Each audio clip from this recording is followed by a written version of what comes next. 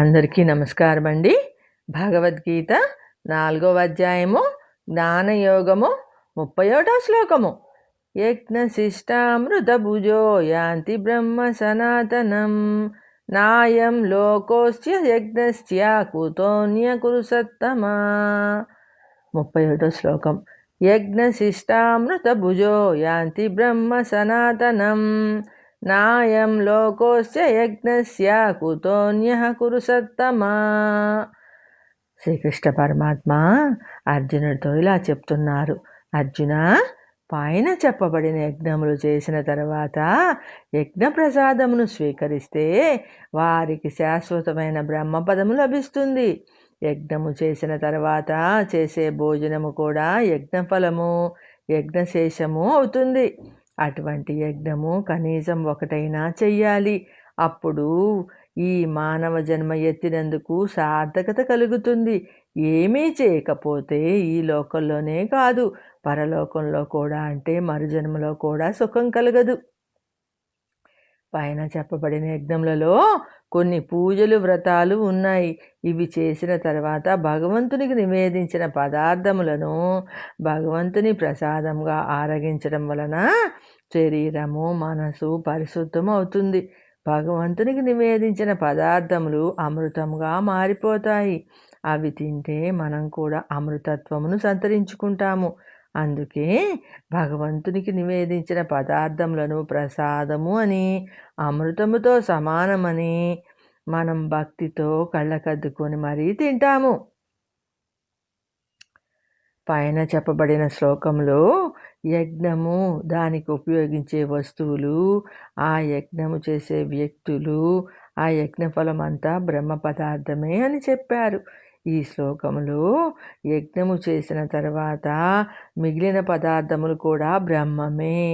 అవి ఆరగిస్తే వాళ్ళు కూడా బ్రహ్మస్వరూపులు అవుతారు. మనం ఏదన్నా పని చేస్తే ఆ కార్యం యొక్క గొప్పదనము దాని ఫలితం మీదే ఆధారపడి ఉంటుంది. ఇక్కడ మనం యజ్ఞము అనే కర్మ చేస్తున్నాము.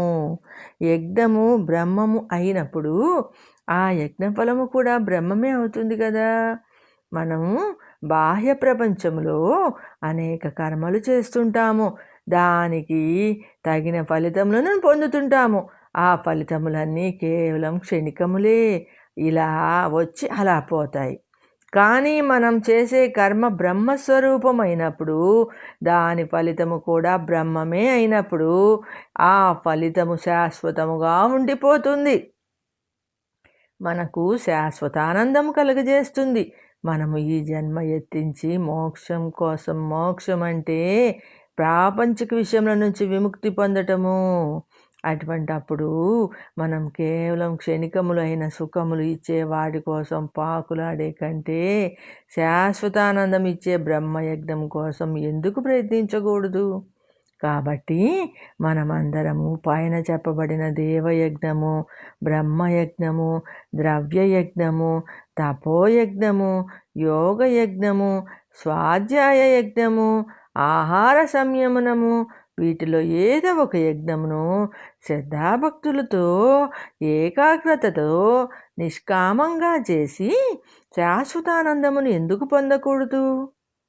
కాబట్టి మనం మన పరిధిలో ప్రతిరోజు దేవునికి పూజా కార్యక్రమమును నిర్వర్తించి వండుకున్న పదార్థములను దేవునికి నివేదించి తర్వాత భుజించాలి. అదే నియమం పెట్టుకోవాలి. అదే దేవయజ్ఞము. అలా కాకుండా వండుకున్నది దేవునికి అర్పించకుండా తింటే పాపము తింటున్నట్టు అని ఇదివరకే తెలుసుకున్నాం కదా. అటువంటి దానికి ఈ లోకంలో సుఖము, అటువంటి వానికి ఈ లోకంలో సుఖం ఉండదు. పరలోకంలో అంటే తర్వాత జన్మలో కూడా సుఖం ఉండదు. కాబట్టి ఉత్తమమైన మానవ జన్మను పొంది కూడా కేవలం ప్రాపంచిక విషయముల కోసం పాకులాడడం అవివేకము అని తెలుసుకోవాలి. ఈ శ్లోకంలో పరమాత్మ యజ్ఞ శిష్టామృత భుజో అని చెప్పారు. ఏదో ఒక యజ్ఞం చేసి తర్వాత ఆ యజ్ఞశేషమే అనే అమృతమును భుజించువాడు అని అర్థము. మనకు చేతనైన ఏదో ఒక యజ్ఞము చేసి భగవంతునికి నివేదించి ఆ యజ్ఞశేషమును తింటే అది అమృతముతో సమానము. ఇక్కడ అమృతము అంటే మృతము లేని జ్ఞానము, వివేకము, శాంతి కలుగుతుంది. అంతేకాని మనకు చావు రాదని కాదు. పుట్టినవాడు చావక తప్పదు అని గీతావాక్యము. కాబట్టి అమృతము అంటే అవ్యయమైన ఆత్మతత్వము, ఆత్మజ్ఞానము అని అర్థము. ఇటువంటి యజ్ఞములు అంటే దేవతా కర్మలు కనీసం ఒకటి అయినా చేయని వాడు అంటే ప్రతిరోజు దేవుడికి దీపం పెట్టి తాను తయారు చేసుకున్న భోజనము పరమాత్మకు నివేదించని వాడు ఈ లోకంలోనే కాదు కదా, పరలోకంలో కూడా అంటే మరు జన్మలో కూడా సుఖపడడు, వాడికి సుఖము శాంతి అనేవి ఉండవు అని పరమాత్మ బోధించారు. ఇక్కడ మనకు ఒక సందేహం వస్తుంది. జ్ఞానయజ్ఞము, ఇంద్రియ నిగ్రహము, మనోనిగ్రహము, తపస్సు, ప్రాణాయామము మొదలగునవి చేస్తే యజ్ఞశేషం అనేది ఉండదు కదా అని. మనం ఏ పని చేసినా అది తుదకు భోజనముతో సమాప్తి అవుతుంది. ఆ భోజనమునే భగవంతునికి నివేదించి ఆ అమృతమును భుజించాలి అని అర్థం. పైన చెప్పబడిన జ్ఞానయజ్ఞము, ఇంద్రియ నిగ్రహము, మనోనిగ్రహము, తపస్సు, ప్రాణాయామము మొదలగు యజ్ఞముల ఫలము దాని వలన మనశ్శాంతి, సుఖశాంతులను పొందడము. ఇవి కళ్ళకు కనిపించే ఫలములు కాదు, మనస్సుతో అనుభవించేవి. అవి కూడా అమృతములే, అంటే మృతము కానివి, శాశ్వతమైనవి అని చెప్పారు పరమాత్మ. సర్వేజన సుఖినో భవంతండి. జై శ్రీమన్నారాయణ. నెక్స్ట్ 32వ శ్లోకంతో కలుసుకుందామండి.